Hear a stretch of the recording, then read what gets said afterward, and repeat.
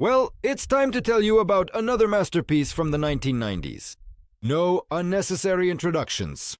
Passat B3. In person.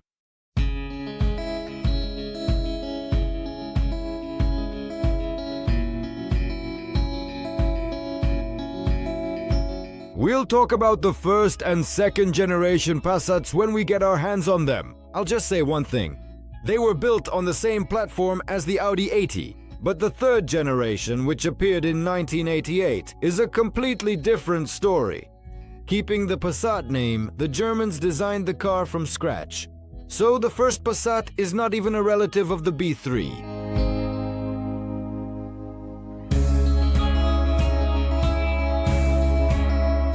This is the first Volkswagen that was developed with the help of a computer. And yes, it was built on the Volkswagen Golf 2 platform, which they simply stretched significantly to meet the needs of the new class. Business class. Dimensions: length 4,605 mm, width 1,720 mm, height 1,430 mm, and wheelbase 2,625 mm. The car's design, to put it mildly, surprised many people.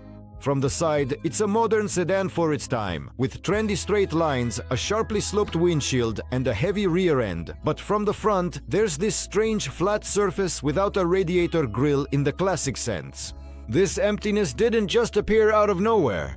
The front of the B3 is the spitting image of the 1981 Auto 2000 concept car. At that time, all manufacturers were obsessed with aerodynamics. All of them. Well, that was just the trend back then. In the battle against the wind, the Passat B3 became the first Volkswagen with flush-mounted front and rear windows. And they're glued in place. Many people think the Passat's body is galvanized. Partially. The underbody, sills, lower hidden cavities, and the bottom of the doors. Thanks to high-quality paint, it's almost eternal in some places. If the concept, clearly aimed at America, was sort of a coupe, then in reality things were much more significant. And more prosaic. There were only two body types. A sedan like we have here, and a wagon, or variant as it's called abroad. There were 6 different paint colors available, but the trim levels were quite diverse. There were 3 primary trim levels to choose from: CL, GL, and GT. But as in any bourgeois world, everything could be shuffled around or omitted altogether.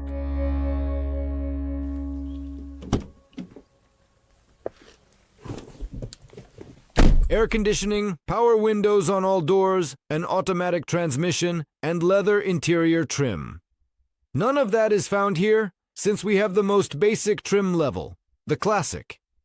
It is exactly the way our compatriots liked it, our socialist compatriots, because it was cheaper, relatively speaking.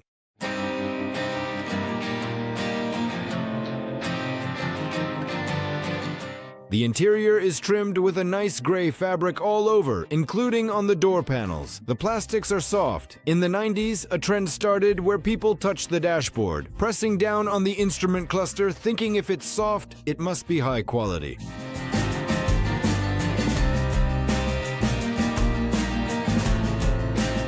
Feels just like home here. The mirrors are adjusted with little levers. The windows are opened with manual cranks, and there's not even a tachometer here. Instead, an analog clock. The car is more than 20 years old, but absolutely nothing about it is annoying.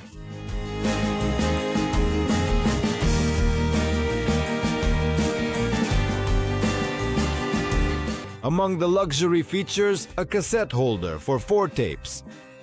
A coin holder. Well, that's not much of a luxury. For the rear passengers, an ashtray with a cigarette lighter. And just look at how elegantly the front ashtray opens. The budget trim is also distinguished by unpainted bumpers, the absence of several decorative moldings, particularly on the wheel arches, and no spoiler on the trunk lid. The trunk opens with a key. We've already gotten out of the habit of such luxury. Not needed.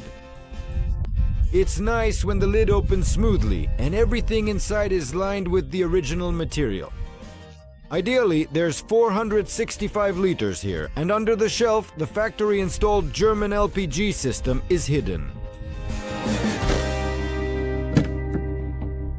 The seat here can basically be folded down. This part lifts up and the backrest folds down. Ideally, that's 1,700 liters. Notice, there's no armrest. Well, it's kind of basic. But sitting right here in this spot is actually very comfortable. There are safety seat belts and sturdy handles to hold on to as well. But there's no headliner, which remains the eternal problem. But you have to admit the cabin is huge. The Germans knew how to play with trim levels, turning a plain Passat into an expensive, almost executive-class Passat. The car looks especially good in black with a premium leather interior and climate control, unlike the one we have. It's almost like magic. The engine is efficiently ventilated through the front emblem and the lower lip. And right here is the protective cover. Now, let's talk about the massive engines. There were actually 19 separate engines. 19! Why exactly were there so many? 15 gasoline, 4 diesel? Ours isn't the most boring, but it's respected by the old-timers. 1.8. The only boring one is the 1.6. Factory designation RP. Single-point injection. Since 1991, and our car is from 1991, it has a monomotronic system installed. The engine produces 90 horsepower, 142 Newton-meters at 3,000 RPM. The engine is mounted on a subframe. The lower control arms are also attached to it. Of the suspension holds no surprises. It's quite a bit simpler than the Golf's, although that clean simplicity suits it.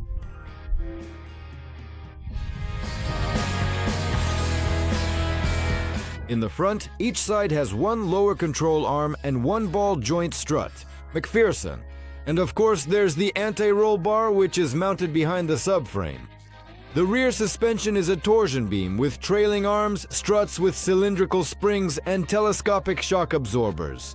Passats up to 100 horsepower have front disc brakes and rear drum brakes.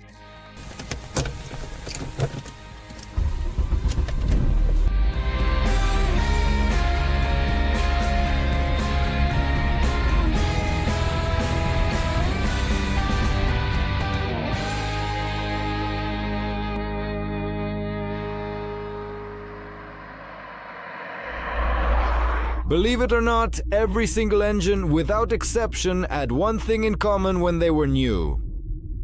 Even grumpy old men will appreciate the VR6. But what's the rush? It takes 13 seconds to get to 100.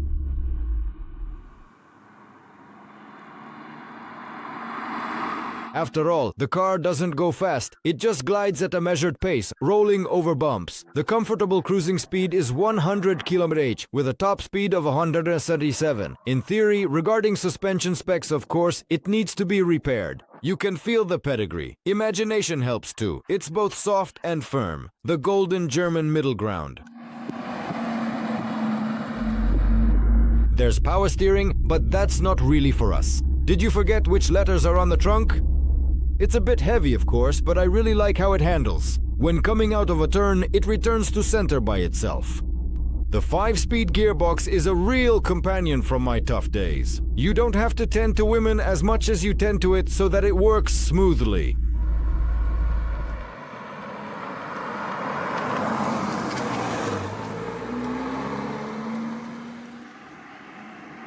This is likely the most problematic component in the car, so keep a close eye on it. You needn't change the oil in the gearbox. It lasts its entire service life. The only thing is, you have to constantly check its level. If you miss it, you can consider your 5th gear gone, it's dead. Then the bearings start to scream from starvation. And then comes the logical conclusion. Welcome new gearbox.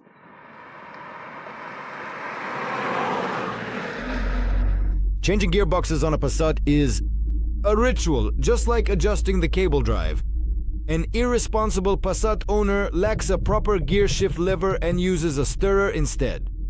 But here, everything is exceptionally good. The car's owner, Stas, really takes great care of it.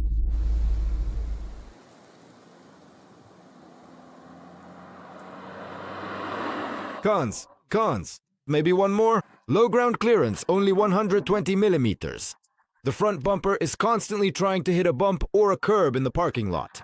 Another thing you can say about the car is that it's not very economical. Fuel consumption in the city is 11.3 liters per 100 kilometers. Combined cycle fuel consumption is 8.5 liters per 100, but on the highway, it's 6.5 per 100. Is it just me, or is the car rather noisy?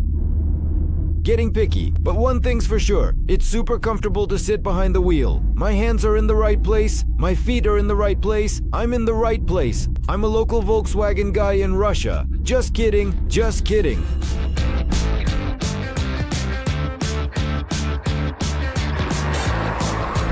Imagine me as a little kid. Hard to do, right? Yeah, me too, to be honest. Anyway, scroll down to the description, check out the instructions, then go to DROM and start searching. Deep within the listing, I've hidden a special Easter egg just for you. Pani Steam, it is a vintage photo of the very first car I ever rode in as a young kid.